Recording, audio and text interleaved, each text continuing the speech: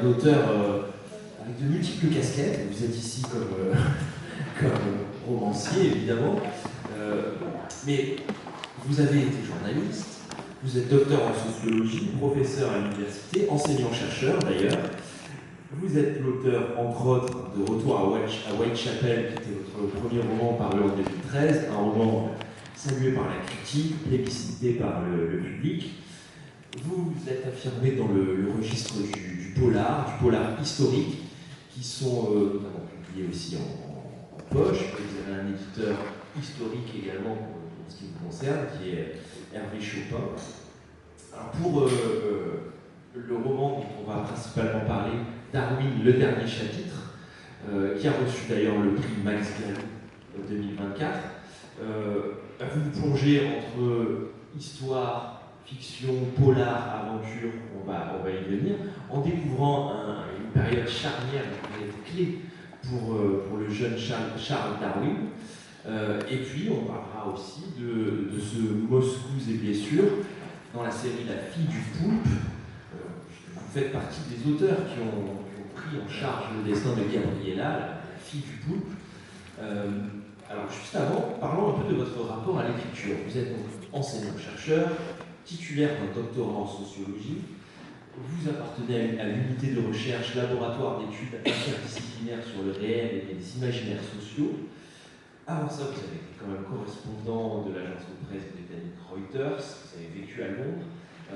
Comment est-ce que vous utilisez cette connaissance, ce savoir sociologique pour le mettre au service de l'écriture? Est-ce que d'ailleurs la correspondance se fait, ou alors pour vous l'écriture c'est d'abord un moyen d'évasion? C'est une question compliquée. Merci à vous d'être là d'abord, pour commencer par là. Merci de votre question parce qu'elle est au cœur un petit peu de ce que je suis aujourd'hui. Sur l'écriture, qu'est-ce qui. La poule, l'œuf, qu'est-ce qui était préalablement là? J'ai vraiment du mal à le savoir. Vous avez évoqué différentes étapes de ma vie professionnelle. Qu'est-ce qui était préalable? La volonté d'enquêter, que j'ai évidemment exploité dans le journalisme, la volonté d'écrire, la documentation, la recherche, qui ont été au cœur de mon travail à l'université, d'enseignant-chercheur, ou l'écriture toute simple, qui est la finalité de tous ces métiers-là, parce qu'on peut documenter, on peut enquêter, il faut finir, par ma thèse de doctorat, il faut finir le travail par l'écriture, de toute façon, mais est-ce que l'écriture, finalement, n'a pas été le moteur de tout ça dans mon parcours professionnel? Je ne sais pas, j'ai quand même une tendance à dire que c'est peut-être ça qui m'importe le plus, d'écrire, pas quel que soit le sujet, quel que soit le mode opératoire, mais c'est quand même ce qui me gouverne, ce qui me fait le plus plaisir et qui me donne le plus de désir à accomplir. Je vais travailler ce désir d'écriture dans différents domaines que vous avez balayé là, le journalisme avec l'agence Reuters qui était de l'investigation et de l'enquête, l'université avec un travail vraiment de documentation et aussi, parce qu'une thèse de doctorat c'est aussi du terrain, c'est beaucoup de travail empirique, de rencontres, et puis à l'issue de tout ça, puis vous avez cité Retour à Whitechapel qui était mon premier ouvrage de fiction, depuis 12 ans maintenant, le roman, la dimension romanesque de l'écriture, tout ça se suit, se complète, je dirais presque se mélange. Parce que et ça c'est une chance, hein, je crois, dans mon parcours, c'est que j'ai eu la chance de pouvoir concilier tout ça. Par exemple, je suis docteur en sociologie, mais j'enseignais dans un département de sociologie, j'enseignais essentiellement le journalisme, qui était issu de ma carrière précédente. Ce qui est une chance d'avoir pu tirer un petit peu le département de sociologie vers l'investigation, le journalisme, etc. Et ce travail d'enseignant-chercheur dans le journalisme m'a permis d'utiliser beaucoup de mes passions. Entre autres, une de mes passions de journaliste débutant, c'était l'enquête criminelle. Je l'ai effectuée en termes professionnels, mais je l'ai effectuée aussi en tant que passionné. J'ai lu beaucoup, comme je dirais énormément de romanciers et grands classiques, hein, Conan Doyle, Edgar Poe, etc. Mais aussi, plus curieusement, sans doute pour un jeune adulte, beaucoup les journaux de la fin du 19e et du début du 20e, la presse illustrée, la presse criminelle, la presse qu'on appelle grand public, avec tous ces faits divers sanguinolents, sanglants que vous aviez en couverture, le petit journal, le petit Parisien, etc., qui était une passion, pas d'adolescente, mais de jeunes adultes, et qui a accompagné mes premières années dans le journalisme. J'étais vraiment très intéressé par cette masse documentaire que j'ai utilisée beaucoup dans mes cours de sociologie des médias à l'université, dans le cursus de journalisme. Et donc, mon premier roman, tout ça pour finir de boucler la boucle, mon premier roman, Retour à Whitechapel, qui est une enquête autour du dossier criminel qu'on qualifie généralement de l'affaire Jack l'Éventreur, 1888 à Londres. J'avais déjà beaucoup de matériel iconographique et documentaire qui était issu de mes cours à l'université sur la presse britannique, on va dire, de 1880 à la Première Guerre mondiale. Donc c'est à partir de ça que j'ai nourri mon travail documentaire sur Retour à Whitechapel, où j'ai été quand même pendant plusieurs années, près de 3 ans à Londres, aux Archives nationales, pour vraiment fouiller ce dossier spécifique de manière très documentée, sur le réel, sur les archives réelles, judiciaires, policières, médicales, etc., pour en faire finalement ce premier roman, donc ouvrage de fiction, mais qui était quand même très imprégné de réel. Voilà. Donc l'imaginaire, le réel, qui est le nom de mon laboratoire de recherche à l'université, pour moi, ne sont pas si antagonistes que ça. Le réel et l'imaginaire, la documentation et l'écriture de fiction se complètent très bien. On peut en faire quelque chose avec une énorme réserve aujourd'hui, que j'ai toujours essayé de bien baliser dans mon travail. Dans tous mes romans, vous verrez une note d'auteur en fin d'ouvrage qui dit ça c'est vrai, ça c'est faux. Parce qu'on est dans l'époque, je ne vais pas passer 2 heures là-dessus, mais les fake news, les informations mensongères, les faux semblants, la réalité virtuelle, c'est à la fois passionnant, mais aussi terrifiant.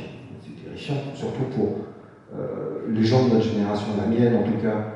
On peut faire la part des choses. Pour les plus jeunes, ça devient de plus en plus compliqué. Et c'est très effrayant autant pour un journaliste que pour un universitaire, de savoir que les jeunes qui nous sont confiés sont soumis à ce bombardement permanent de choses qui sont à la lisière du faux, du vrai, et souvent plus près du faux que du vrai. Donc, on peut s'amuser quand on a mon âge et, entre guillemets, mon expérience de dire le vrai, le faux, tout ça se mélange, c'est harmonieux et c'est marrant.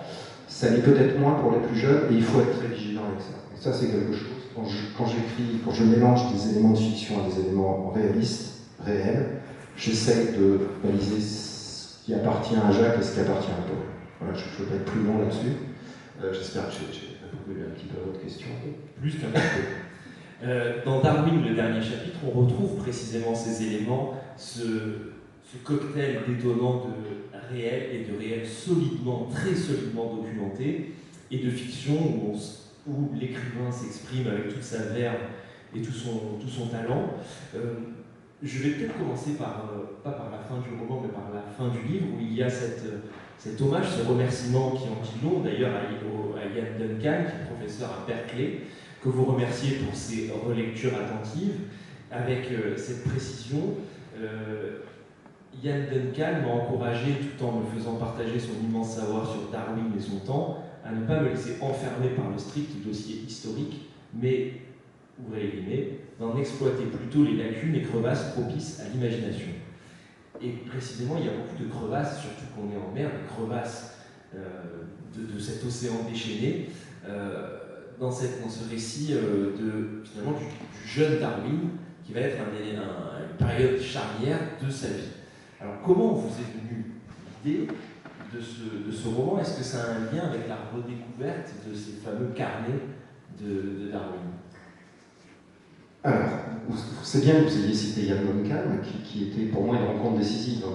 J'avais en tête quelque part, mais comme j'imagine beaucoup d'écrivains longs, souvent plusieurs, c'est pas des brouillons, c'est des esquisses de projets, des choses sur lesquelles on se dit qu'on a envie d'écrire, que ça pourrait faire un bon sujet de bouquin. Et puis certaines arrivent à maturation et d'autres meurent, leur belle mort quelque part au fond de nos têtes et ne vont jamais plus loin qu'un projet. Darwin faisait partie de cette collection de projets. Et lors d'un colloque universitaire, j'ai rencontré Ian Duncan, qui est de l'université de Berkeley aux États-Unis, qui est un des grands spécialistes vivants de Charles Darwin, de la dimension plus littéraire, le carnet de Darwin, que la dimension scientifique. C'est pas du tout un scientifique de sciences dures, de biologie, d'anatomie, etc.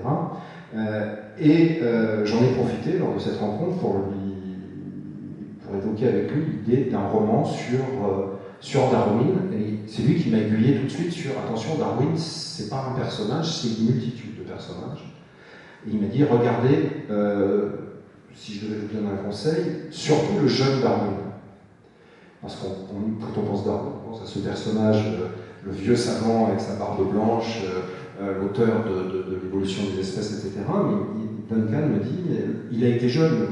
C'est une évidence, c'est un lieu commun de dire ça, mais il a été jeune, ça veut dire Darwin a commencé à être Darwin bien avant d'être ce savant qu'on connaît tous. Et là, je me suis intéressé, évidemment, à sa sortie d'université, Darwin. Ce livre parle de Darwin, 23 ans, il sort de la fac. Il aurait l'équivalent d'un diplôme aujourd'hui, en France, ça serait une licence, finalement un diplôme pas très élevé de la carrière universitaire. Il n'a aucune reconnaissance officielle, c'est j'ai tendance à dire un blanc-bec, c'est un bisu de la science. Quand il décide de partir sur ce vaisseau d'exploration de la Royal Navy, le Beagle, il a 23 ans, il paye sa place. Il va demander à son père de lui payer sa place, plus exactement.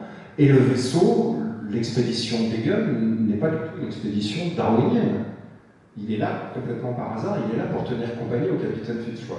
Il est passager surnuméraire. C'est le titre qu'il a, exactement. Il est passager surnuméraire, il paye sa place, et puis il est considéré comme un gentleman, de bonne compagnie. C'est d'ailleurs pour ça que Fitzroy, le capitaine, le fait venir à bord, c'est pour lui tenir compagnie le soir et pour ne pas déprimer, avoir un compagnon de conversation à sa mesure.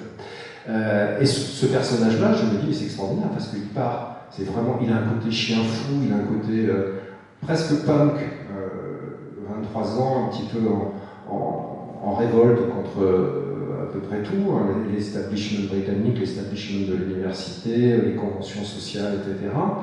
Et puis, très vite, au bout de quelques semaines de voyage, d'abord il est affreusement malade, mal de mer, puis après quelque chose de plus mystérieux, mais il se met tout de suite à collecter des échantillons, des fossiles, et très vite, au bout de quelques semaines, quelques mois de navigation, il commence à échafauder sa théorie. Il voit quelque chose dans les conventions scientifiques qui prévalent dans son temps, ne sont pas tout à fait telles qu'elles devraient être, il commence à échafauder.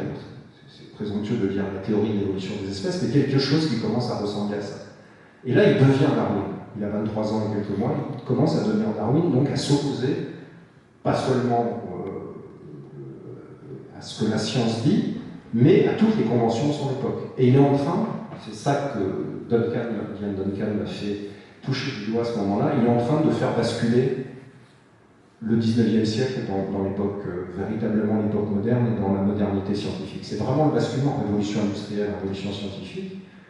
C'est les 5 années que Darwin passe sur ce vaisseau, le Beagle, qui vont faire basculer, je pense, la société occidentale dans une forme de modernité absolue, par la remise en question d'un certain nombre de principes scientifiques, mais aussi de principes philosophiques. Et, par exemple, il va être un des grands porte-parole de l'abolition de l'esclavage. On ne sait pas, mais Darwin va porter aussi cette parole-là, et ça va naître de ce voyage d'exploration-là et de ces conversations de Fitzroy, qui lui est esclavagiste. Je trouve que c'est très bien. L'expansion de l'Empire britannique passe par un certain nombre de dispositifs économiques dont l'esclavage fait partie. Et Darwin va s'opposer à lui. Je me suis amusé à imaginer, parce qu'on a des bribes de ces conversations, des résumées par Darwin ou Fitzroy. Moi, j'en ai fait parfois des veillées à bord du Beagle, de conversations homériques entre les deux. C'est un vrai duel conceptuel entre deux intelligences très fortes de l'époque, mais qui sont, d'un point de vue philosophique, politique et moral, à des années-lumière, qui vont rester en toute dignité aristocratique britannique dans des bonnes mesures, mais qui sont très très virulentes en termes de croyances. Donc voilà, vous évoquiez Duncan, ça a été ça. Il m'a mis sur le chemin de ce que j'avais en tête sans l'avoir vraiment bien clarifié, de ce que j'avais envie d'écrire sur Verlaine. Parce que c'est un roman du 19e siècle en fait. C'est un roman, je pense qu'il y en a d'autres et d'autres auteurs se sont intéressés à ce sujet-là, mais de raconter comment on passe d'une société qui était plus tout à fait d'obscurantisme, on est quand même après les Lumières, après tout ça, mais qui avait encore des racines dans ce monde un peu ténébreux de l'avant, où on passe dans l'après, et Darwin a été un des artisans, des grands pourfendeurs de l'obscurité de l'ancien monde. Ces affrontements idéologiques se déroulent dans un cadre bien particulier, celui d'un huis clos. Un huis clos sur un navire qui doit composer avec des éléments parfois déchaînés. Vous l'avez dit, Darwin souffre d'un mal étrange, ce qui va donner aussi une tonalité de polar, de thriller aussi à ce roman d'aventure, ce roman aussi initiatique, un roman avec de multiples facettes. Donc, il y a cet affrontement avec le révérend Wilberforce. Là aussi, évidemment, il y a une sorte de métaphore entre le progressisme humaniste et le corsetage idéologique d'une religion particulièrement rétrograde sur ses fondamentaux. Est-ce que le fait que cette théorie de l'évolution soit remise en cause encore aujourd'hui, et même de façon de plus en plus importante par celle dite de l'intelligent design, qui consiste à penser qu'on est arrivé comme ça il y a 3500 ans, 5000 ans, ça vous a aussi nourri dans votre réflexion d'auteur? Alors, j'aurais beau jeu de le dire aujourd'hui, surtout avec les derniers événements politiques que l'on a assistés depuis l'élection présidentielle américaine, où en effet on peut marcher très vite vers ce retour ou ce passé un peu obscurantiste, mais très honnêtement, pas tant que ça. Pas plus que ce que je viens de dire dans la description de Darwin comme étant un des acteurs essentiels d'un basculement dans la modernité. Par contre, ce que vous avez évoqué sur l'idée du huis clos, de ce huis clos dans lequel on est dans une adversité entre deux mondes qui s'opposent, hein. Fitzroy, bien sûr, le capitaine du vaisseau, mais aussi le révérend Wilberforce et Charles Darwin. Ce huis clos, et c'est là où je me suis sans doute beaucoup amusé, c'est quelque chose, je vous ai parlé de Conan Doyle tout à l'heure, quelque chose qui m'accompagne depuis les plus jeunes années de lecteur, c'est les romans policiers britanniques classiques, entre guillemets, dont Agatha Christie. Agatha Christie est un auteur, à mon avis, sous-évalué, un peu oublié aujourd'hui, mais qui, moi, m'a toujours passionné, au-delà de l'image un peu folklorique, un peu la vieille dame qui boit des tisanes l'été toute la journée avec ses amis Hercule Poirot et Miss Marple. Je trouve que c'est un écrivain formidable, une écrivaine, je sais pas, une autrice formidable, peut-être pas dans le style, mais en tout cas dans la capacité à monter des histoires, et en particulier des histoires en huis clos ou en semi-huis clos. Et je tourne autour de ça dans mon travail. Il y a plusieurs de mes romans qui sont dans des situations un peu compliquées de monde fermé, de chambres closes ou de huis clos, de lieux fermés sur eux-mêmes, refermés sur eux-mêmes. Et là, l'occasion de ce voyage de Charles Darwin sur un bateau, un petit bateau, parce que le Beagle, c'est pas un énorme navire, c'est un petit navire. La cabine de Charles Darwin, elle fait 3 mètres sur 3 mètres. Il a passé 5 ans là-dedans, qui était la salle des cartes, c'est-à-dire qu'il y a une table qui occupe à peu près la moitié de la cabine, et puis un hamac tendu au-dessus de la table des cartes, qui déplie le soir pour se coucher. C'est un véritable, c'est un placard que son père a loué en surnuméraire pour lui pour 500 dîners. Mais dans ce petit espace vont se nouer pendant 5 ans un certain nombre de machinations, de complots, de messes basses, de confidences et de mensonges qui sont aussi liés. La phrase qui est importante, c'est aussi celle que dit le professeur Case Thompson de l'université d'Oxford, qui est à côté d'Ian Duncan, un des autres spécialistes de Darwin, qui évoque la maladie permanente de Charles Darwin à bord du Beagle pendant 5 ans. Il est malade comme un chien tout le temps, ou presque, parfois presque à en mourir. Et Keith Thompson dit l'histoire de la maladie de Darwin est comme le dernier chapitre d'un roman policier. Alors ça, évidemment, ça m'a fait 2 tours dans ma tête. Quand j'ai lu ça, que j'avais déjà commencé à travailler sur Darwin, je me suis dit, allons jusqu'au bout là-dedans. C'est pour ça que j'ai appelé Darwin, mon livre Darwin, le dernier chapitre. Voilà le dernier chapitre de ce roman policier qui évoque Keith Thompson. Et en effet, il y a peut-être, dans cette adversité, dans ces complots multiples qui se nouent à bord du Beagle, quelque chose qui ressemble un peu, c'est pas un roman policier, mais ça ressemble un peu à un roman d'Agatha Christie dans lequel quelque chose se passe, un peu comme dans Christmas Pudding, hein, ça tourne autour qui a mis du poison ou pas dans le gâteau de Noël. Quelque chose se passe au-delà de ce qu'on voit, au-delà du monde visible, et qui en veut au jeune Charles Darwin? Est-ce qu'on veut l'assassiner ou est-ce que c'est juste la fatalité, est-il malade, le mal de mer, autre chose? Donc ça donne aussi une espèce de fil rouge de type policier, ou en tout cas de type criminel, dans une aventure qui est un roman d'aventure, un roman scientifique un petit peu, un roman d'initiation, mais avec une dimension, encore une fois, à la Agatha Christie, qui est pleine de mystère et à mon avis qui est savoureuse à ce niveau-là, sur le côté mystérieux et criminel.